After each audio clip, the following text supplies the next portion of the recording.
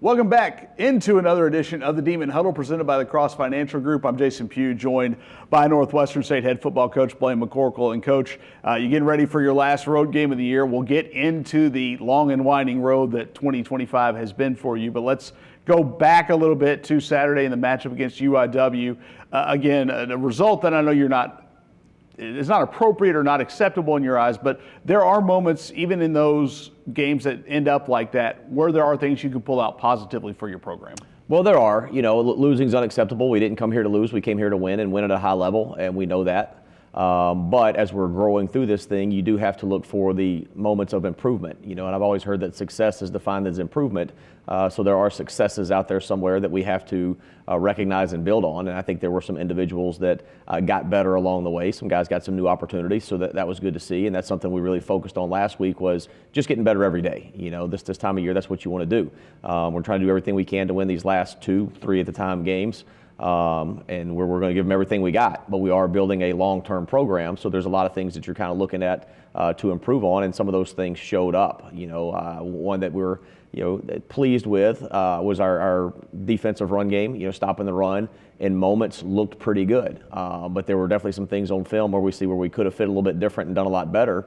I think they had 215 overall, which is a good chunk, but 70 of that came on one run, and if you eliminate that, you're looking at a pretty decent number there overall.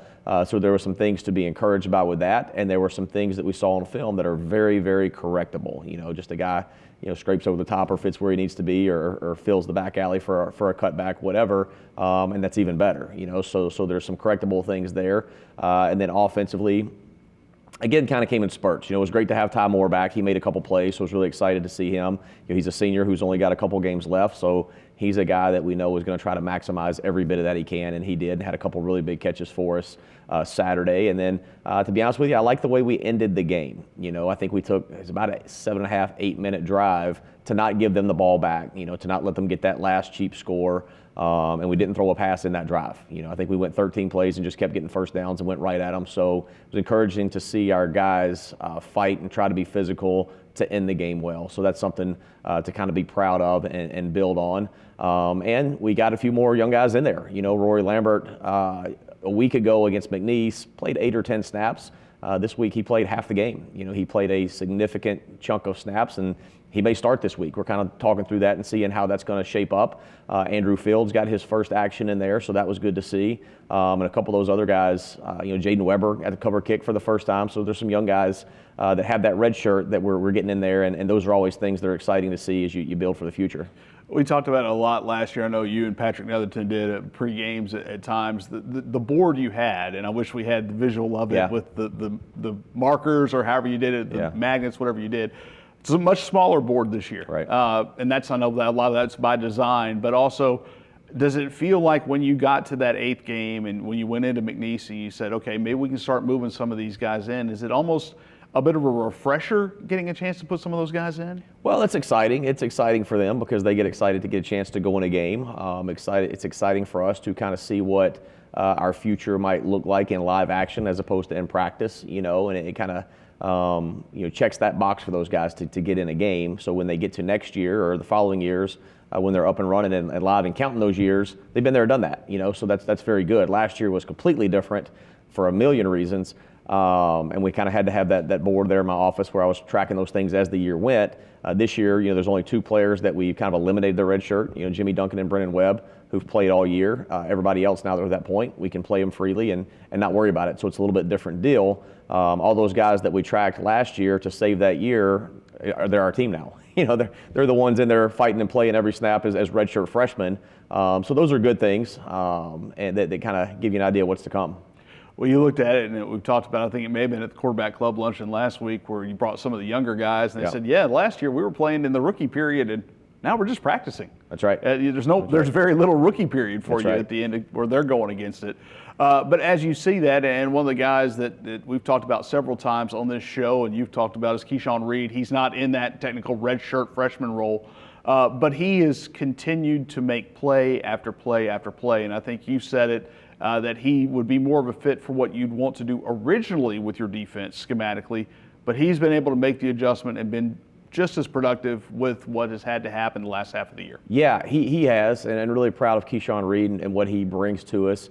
He's one of the older players on our team as a sophomore, and that's real. He is. He's an old player, and he's a sophomore. I think right now on our roster we have 67 freshmen and sophomores, but he's doing a good job, and he does. We would like to play a little bit different style of defense schematically. We know that. We've talked about that a lot. I know Coach Connor is pulling out what hair he has left, trying to piece that thing together, and he's done a tremendous job patchworking our defense after some injuries and some losses early in the year. But Keyshawn does fit both styles of play and can give us some things. And, he's got a lot of football ahead of him, and I think he's only going to get better as he goes. Yeah, and that's odd because that is the side of the ball where there was, if you had a veteran group, the defensive side is the one that had more of the veterans. Yeah, it was. And then that defensive line really due to some attrition and injuries and things really got decimated in a hurry. So it kind of forced us to play a little bit different style of play. Danny Sears is in there really doing a good job, as a defensive captain and leading our defense. But with the waiver he'll get back, he's actually got 2 years to go. I think he's listed as a junior, but really he's a sophomore in theory because he'll get that extra year back, and that's very encouraging. Then Fernando's having a solid year. He'll be back. He's a junior right now. And then on the back end, there's a couple of transfers that we brought in to patch some things together this year. Colby Cage and Jakarian Latham are two seniors that will be leaving us that have really done a good job. And, when you go in the portal and find guys, if we could find 100 of those, that's what we'd take because they had the right attitude. They came in, they worked hard, they became a part of the team in a hurry, and they've really been, you don't want to use the Band-Aids, but they've really allowed us to, keep afloat and keep moving while we continue to grow some younger guys. And even Jakarian's fought through his share of injuries this year. Sure. He's kind of been in and out the last few weeks, but Colby Cage has been the one constant. You hate to say it. Could you imagine where you'd be without him? Oh, that's right. He's done a great job, and we love him to death. We talk about him all the time, that he came in here this summer. Really, we didn't know him. He didn't know us, but he bought in a hurry, became a part of the team, and he's the only defensive back that's been in every game so far this year. So good for him. But what that tells you, too, is, older players, which he is, are a little stronger, a little bit more developed, and they can withstand the storm of the entire season where, some of our defensive backs are younger players and, still taking a beating from early in the season and kind of patching it through as they go. Yeah, physically 18 and 19-year-old kids going up against 22, 23-year-old Big 10, Big 12 linemen, it's going to have a lasting effect. That's bad math. That's right. That's bad math. Well, as we turn to the final road trip of the year, it'll be 7 of your first 11, 7 total games on the road. I think it was, when we figure out 5 of the first 6 or 5 of the first 7 were on the road. It's been a long and winding road. What have you gleaned from these road trips? Well, I think anytime you go on the road, sometimes people think it's crazy, but sometimes I think the away team has an advantage, if there's not a great atmosphere that you're going into, because you're together the whole time. You travel down, you eat together, you stay in a hotel together, you have good meeting time, there's less distractions. You wake up in the hotel, you eat breakfast together, you're together right off the bat, so there's a little bit better focus sometimes on the road. That's why it's so important that a lot of schools, all the big schools do it, and some of the upper end FCS schools do it. I know Lamar does it, and a couple others in our conference is having that home game hotel. A lot of people do that where you take your team to a hotel for a home game to recreate that, because there is value in being together for your preparation and your focus. So those away games give us an opportunity to do that, just to be together, come together as a team. You bond a little bit. We like to mix up our roommates and put some odd pairs together to let some guys get to know each other, and that's kind of a neat thing to do. But there's a lot of value in them, and you do like to be at home for some of the other comforts, but we try to make the most of them and make them good trips for our kids and experiences, and do everything we can to try to go win the game. And we'll have a chance to do that in Thibodaux this week. You'll go into Nichols, which is dealing with change for the first time in a while at the head coaching level. Yeah. Obviously, you're getting them 11 games in the year, so the change from Tim Rebowe moving on in this offseason is a little bit lessened at this point. It's no longer really maybe his team as it may have been in week 0. But what do you see from the Colonels? I mean, anything different? Obviously, there's going to be little tweaks, but what he did in building that program to be a consistent winner, it doesn't change overnight. Yeah, they if you watch them play, they're still the same Nichols kind of that Coach Rebowe had. Coach Ryback, done a good job. I think he was a really good hire for Nichols transitioning. He was there, 10, 11 years under Coach Rebowe, training, being mentored, kind of growing up through that. So what you see, if you didn't know, you'd think it's a Tim Rebowe team. It's his team. There's no doubt about it, it's his team. And I'm sure within those walls, he's putting his own stamp on it, his own personality, and his own trademarks, whatever. But I think he was a really good hire for them to continue the successes that Coach Rebowe had, and I think he'll do a really good job there. But they're a good football team. I was kind of talking to the staff a little bit earlier, what they remind me of a little bit is us a little bit older and with more confidence. I think the personnel and the talent they have is good. I think it's really solid. I think they've got really good schemes. I think they're sound, and I think they play really, really hard. So I think there's a lot of things for us to watch as a program and kind of learn from. And I'm excited about this matchup. I think they're a team that right now has a lot of confidence. They started off with a big win the first game of the year against UIW, which caught the whole country by surprise and whatever. And then they had a rough patch. They had a tough schedule. They had some tough road games themselves. Had to go to Eastern Kentucky and played West Georgia, Troy, some people like that. So the schedule was tough. But here the last few weeks, they really found their footing. They beat McNeese 31-7. And McNeese has really come alive here lately. Had a good couple weeks. Beat Houston Christian, same score, 31-7. And then, they lost this week, but to go to UTRGV, 10-plus hour bus ride and make that a one-score game is pretty admirable. That's a very, very respectable loss there, and they played those guys really well. So they're playing their best football late in the year. So good for them. Good for Coach Rybacki kind of working through those things, and we'll have our work cut out for us. The good news is you talked about those road trips. You've been on the road a lot. I know there's a lot of comfort and familiarity in some respects, and I think this trip, again, you're kind of headquartered the same place you were to go to southeastern Louisiana. So, again, some familiarity for the guys to make it maybe a little bit less of a challenging road trip. That's right. We know what the food's going to taste like, and we know where the airplane's taking off in the middle of the night. So we know where we'll be and what that'll feel like. And the drive from this hotel to Southeastern is almost identical as the drive to over to Thibodaux. So it'll be pretty familiar. 3 o'clock kickoff, that's nice. We always like earlier kickoffs. It's a whole lot better than 6 or 7, especially on the road. So should be 75 and sunny at kickoff, and should be a good day for college football. Well, maybe it'll warm up here in the interim. That's right. Get a little chilly today. So you That's get right. used to it. A little chilly this morning, but Coach, always warm when you come by and visit. So we appreciate your time. And when we come back on the Demon Huddle, we'll be joined by Northwestern State defense coordinator Matt Connor. Super One Foods is proud to be named the official grocery store of the Northwestern State University Demons. No matter where you gather to watch the game, we've got everything you need at Super One Foods, all at super low prices. Plus, you can order online and enjoy same-day pickup with our convenient curbside service. Talk about a game changer. Score big when you shop at Super One Foods, your official NSU Demons grocery store. Welcome back into the Demon Huddle, presented by Cross Financial Group, joined now by Northwestern State defense coordinator Matt Connor. And Coach, before you guys hit the road to Nichols, let's go ahead and recap Saturday against UIW. And Coach McCorkle was in here and he made a good point. Thought that the defense fit the run game a little bit better this week. Yeah, the numbers, there were a couple big plays that skewed them, but generally speaking, improvements made in that area. Yeah, there was. When you have, I think we have one 70-yard run there in the second half, and when you have one of those, it really can skew the numbers, and that's kind of what happened. But if you take that away, which we can't let that happen. You can't take that away. But just looking at it and finding some positives and looking at it on paper, you take the one run away, and we probably played the run as well as we played it this year. I think we would have held them to right at 140 yards, and there's going to be a time in this program where we're absolutely not okay with that, but for right now, we were pretty excited about what we did. When you talk about that one big play, it also came in the second half where you cut them to 10 points. Yeah. You had a fourth down red zone stop, very reminiscent of the stop at Minnesota toward the end of that game, at least in my mind. But again, it showed, you talked about, this team is not going to stop fighting for 60 minutes. It could have been a very easy situation for them to kind of lay down there and let them walk in early in the second half. But getting that stop, building some momentum, kind of very indicative of what this team's been about. Yeah, it was. I think, in the first half, we had some things kind of not go our way, whether that was with a penalty or something like that kind of gave them a short field. And things were kind of happening kind of fast in the first half for them for whatever reason. And I thought our guys did a really good job of coming in at halftime, just taking a deep breath. The coaches did a good job of settling the guys down and getting them to understand that there's a whole half left to play. And we get to decide what that second half is going to be like. We can continue to let it be really, really fast for us, or we can take a deep breath, settle down, and play our style of football and the style of defense we want to play. And I thought they did a really good job there in the second half of doing that.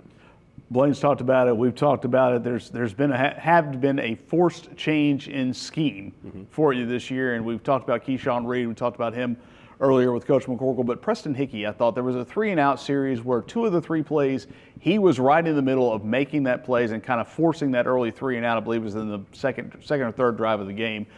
Maybe his best series of the year production-wise, but what has he meant to this group coming in as a transfer, as one of the you did have the older side of the ball. That's not saying a whole lot on this roster, but he was able to come in and maybe make the biggest impact he's made so far. Yeah, he's he did a good job this past week.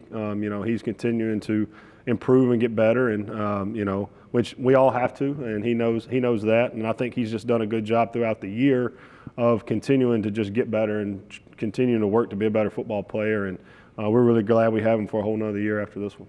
Especially if you can get some help there in terms of depth, because he's been the one that at that nose position, that's been on a team that's been hit by injuries, that you've kind of been under siege at that position all year. Yeah, and it's really that's a tall task that we're asking to do.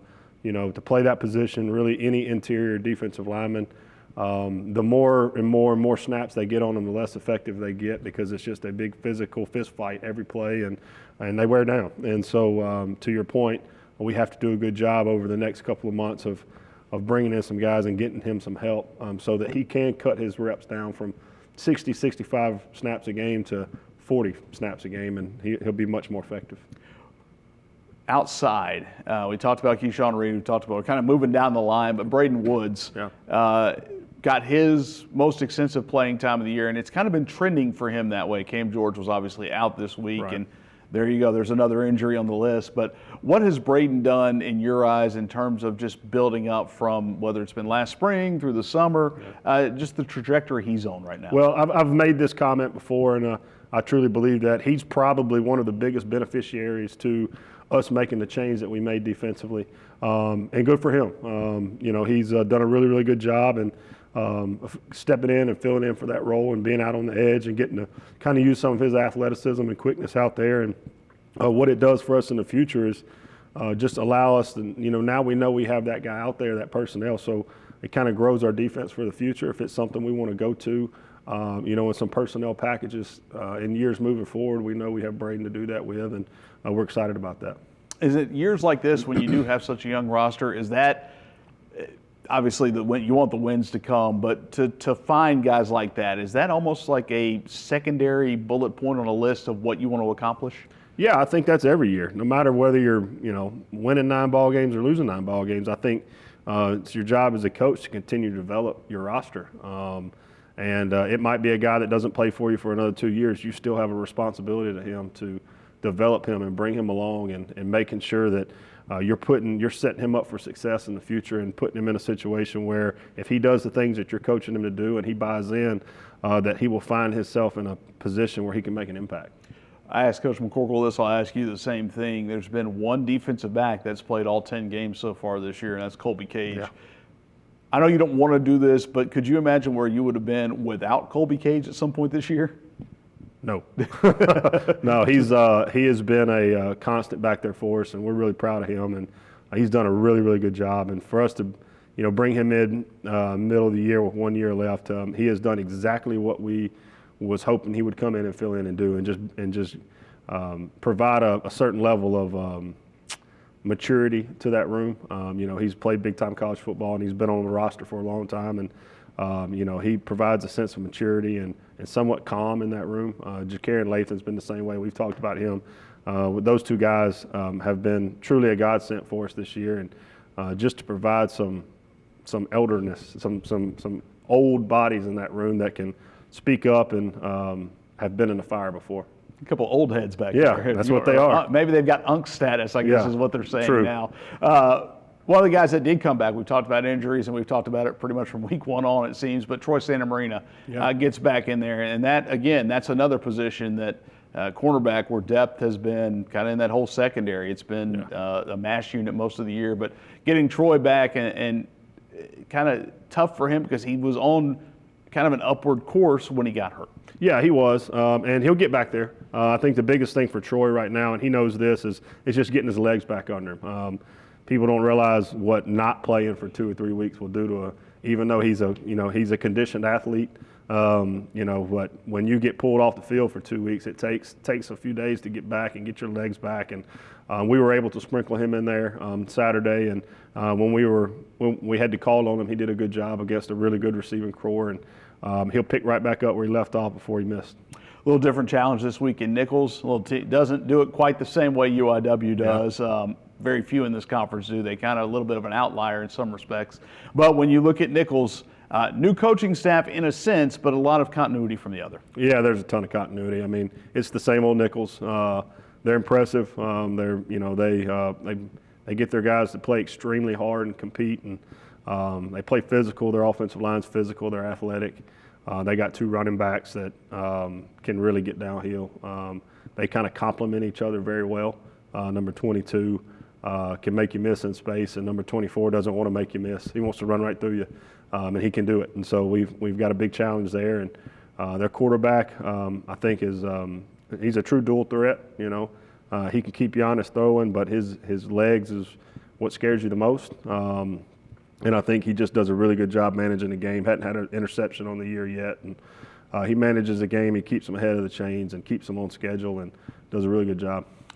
That a challenge? That's something when you see a goose egg in a stat, whether it's an interception or maybe a fumble loss or something like that. Do you point that out to your defense and say we want to be the first? We would love to be the first, but we would love to be on that category regardless. Even if it's not the first, we still want to take the ball away. Well, Coach, we always appreciate your time. Thank you for coming in. And when we return on the Demon Huddle presented by Cross Financial, we'll be joined by Northwestern State Offensive Coordinator Carson Stewart. Whether it's in the trailer, behind the camera, or on the air, NSU has a place for you. Learn the ins and outs of an ESPN broadcast while getting a full-fledged education in sports media or broadcast journalism. Northwestern State University. New media, journalism, and communication arts. Learn more at nsula.edu/new media. Welcome back into the Demon Huddle presented by Cross Financial. Now joined by Northwestern State Offensive Coordinator Carson Stewart. And Coach, we'll get into Nichols. We'll get into the final road trip of the year a little bit later. But game against UIW, again, some moments. We've talked about this with Coach McCorkle. You're picking out moments at this point. Ty Moore's return, a big boost for your offense. No question. We love having Ty around, in more ways than one. And you saw him do some things in that game that we have missed from that personnel grouping. So it's always great to see Ty Moore make a play. Just at this point, those extra 2 yards, it seems like every week it seems that there's a big play that ends up at the 5 or the 4 or the 3, in this case the 2. Now it's just about trying to finish those drives. You're exactly right. And we talked about it as a staff all week long. Red zone plans change week to week. And in that moment right there, we did miss some opportunities down low. We did come away with some points, which is always a positive, but we have to hold up our end of the bargain as well. At which point, how challenging is it to determine, how you attack? It's obviously a week-to-week situation based on who you play, but when you get to the red zone, when the field constricts, how much more of a challenge does that present? Yeah, it's just a completely different element of the game. There's challenges up and down the field no matter what, but down there, the field gets smaller, the quarterback's vision shrinks, blitzes happen faster, coverage gets tighter, so it's always a week-to-week plan of what's our personnel this week, what's our best shot this week, and what's our best way to attack what they've shown, also with some questions in the air of what haven't they shown, what could they show, and just trying to keep some success down there once we get down there. You mentioned kind of mixing and matching there within that with personnel. You've mixed and matched all year. You're getting to mix and match a little bit more now when you get some of those guys that are in that 4-game redshirt window. And Coach talked about Rory Lambert. From your perspective, how did he improve from the McNeese week to this week, not just in terms of the number of snaps? Yeah, he definitely did improve, and I think it's been the model all season long, constant, continual improvement, and it's not just for one person. It's for everybody in the program, and you saw Roy Lambert do that from McNeese to UIW, so it's very encouraging to see.